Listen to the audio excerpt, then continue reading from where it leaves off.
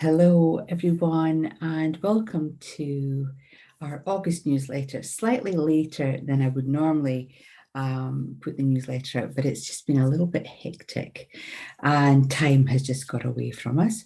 We've been joined by Lily, so you might hear her purring in the background. She's a very loud purr, but she's decided to pop in and just be part of the recording process, because if I lock her out, she'll just scratch at the door and we won't get any peace. So here we go. Wow, it has been a really quick month, but there's bigger stuff happening, I feel, out there that has sort of perpetuated this feeling that life is just sort of so fast. And I think that's part of this fifth dimensional living, where we vibrationally are in sync with things that we're manifesting. They're coming in quicker, we're seeing changes quicker, we're having to respond quicker. And there is this big tie with our vibration. What we are sending out into the universe is definitely being sent back to us, whether we understand that or not, whether it's a conscious thing or not. Our vibration, this fifth dimensional living, is quite fast, to say the least. One of the wonderful things over June, July, and August is that I've had this wonderful run of Reiki attunements. And Reiki healing is a passion of mine, and I'm always very grateful to my Reiki master teacher coming into my life quite unexpectedly, as the universe has these things sorted for us. And just her teachings, I've always really been aware of how I use Reiki and when to use my Reiki, and that I do actually continue to invest in this wonderful healing tool that's at my fingertips. It's right here at my fingertips. I don't have to go to anyone. I don't have to be in a specific meditative space. I just need to be, and I just need to be with that energy. And so I'm always very grateful for that. And when I'm doing my attunements, whether it's level 1, 2, or 3, we just had a wonderful level 1 class just a fortnight ago. I've got a level 3 class coming up this weekend. But at level 1, I'm always reminded of the Reiki principles. And one of the principles, just for today, show gratitude in your life. And I think it's really easy for us to get distracted by the things that are missing in our life, rather than showing gratitude for what we do have in our life.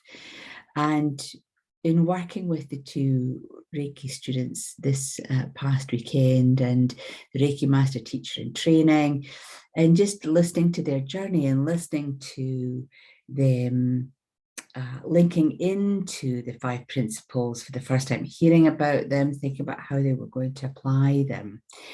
I think for myself, I'm just so grateful, one, to have Reiki in my life, but so grateful for just everything in my life. I think it's really important that we show gratitude for not just the happy, clappy, wonderful things that come into our life, but even the hard things, even the dark times, because where there's dark, there's light. Where there is a challenge that we overcome, then we can show gratitude for the challenge, because it changes us and it makes us become someone better.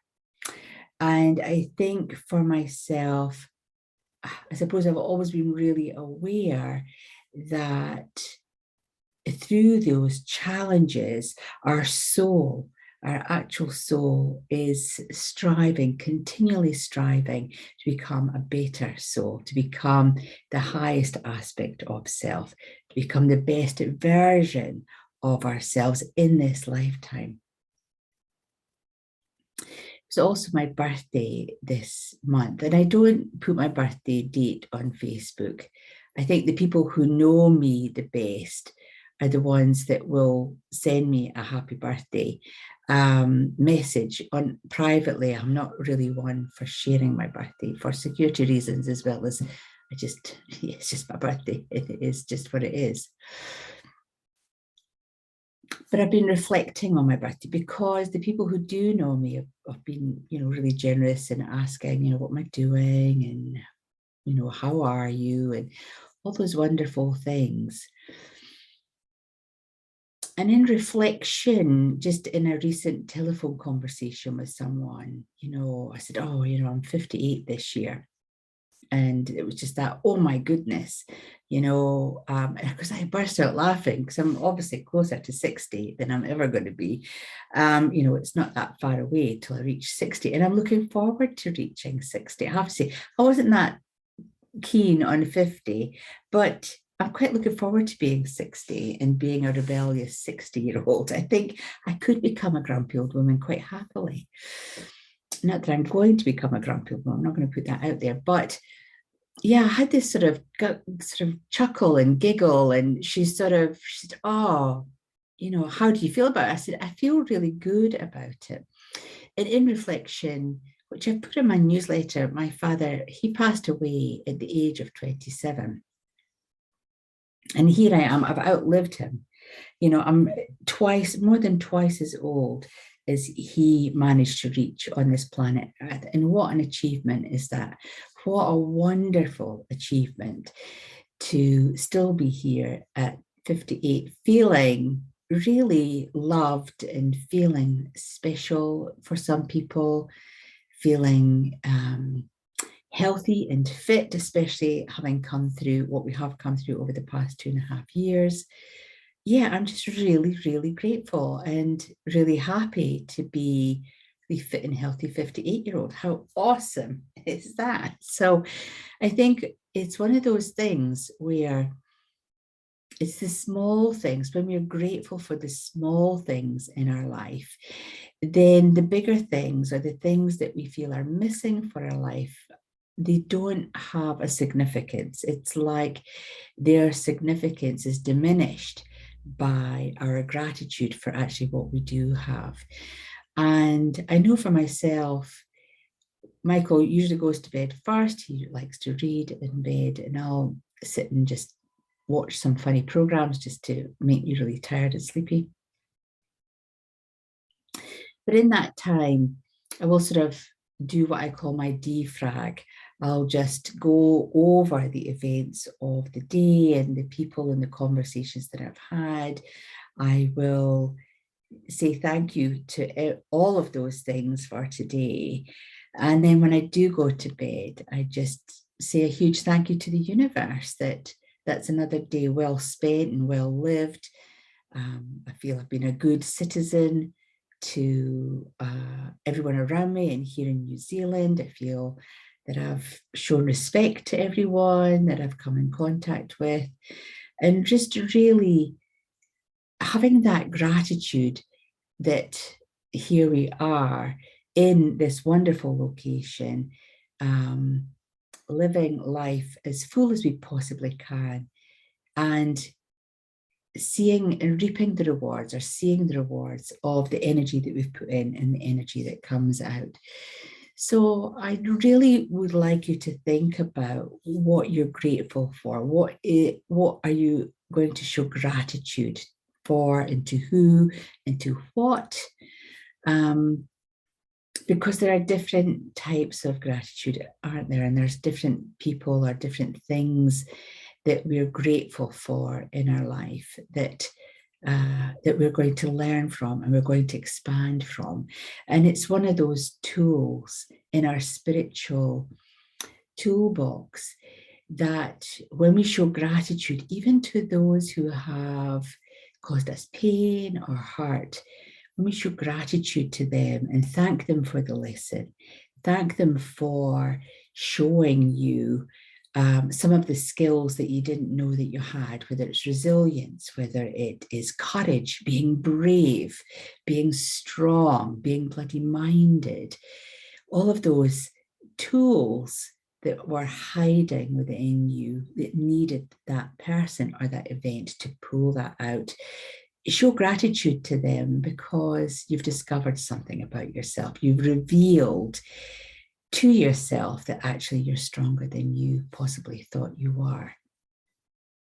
So gratitude in all shapes and forms helps us heal quicker. It helps release old, dense energy. It certainly invites more light into your life. So when we live a life of gratitude and being grateful for what we do have, then our vibration is really quite high. And we talked about that fifth dimensional vibration. We touched on that just at the start of the meditation. So being grateful, showing gratitude just lifts our vibration, and we are living in light rather than living in a life of lack or darkness, where it dulls our vibration. And when we show gratitude to even the hardest times of our life, the healing, I suppose it can't be underestimated, the quality of healing that you are going to experience, the quality of shift that you're going to feel when you move from hate into loving gratitude and go, wow, I know it was difficult, but thank you so much. It's beyond words, the healing that you can achieve in your life when you begin to bring in this sort of principle of gratitude. So I just wanted to share my journey with my Reiki students. Looking forward to this weekend and to sharing a level 3, which of course is mastery of self. So it's a never-ending journey. It's an always learning journey, being a soul energy. So yes, it's going to be interesting to see how our student comes, and what she comes with and what she will teach us in the class. It's going to be really exciting. I am excited. With COVID, I'm not teaching from home, but I have put out dates for an online psychic development course. This is always a really fun course. It's just over 6 weeks, so it's not a huge time commitment. It's an evening class, starts at 7:30. And we had a real international flair in our last class. We had some New Zealand students and we had a wonderful student in Greece joining us, which was just great to see that the global divide is not there, that the internet sort of links everyone together. And they just got so much out of it, and they felt really connected to their guides, their tools. They developed new tools that they didn't realize they had, and also created strong connections with tools that they'd never used before. So it's always really good fun. And it's great to see the different people that come on the course. So it's a live webinar class with me. You will automatically be enrolled onto the online course. So you'll have all of the lessons and exercises, etc. But yes, you'll have 6 weeks live with me, taking you through the process, talking about my journey and my psychic connections and how I use them and how I still use them today. So that's exciting. I'm really looking forward to that. And we've got our monthly meditation, which is a soul aspect meditation with it's almost like a burgundy, but it's a purple and green, sort of a cerise or magenta mandala, one of Ken Flady's mandalas, and really enjoying the process of the mandala meditations. That's always on the first Wednesday of the month.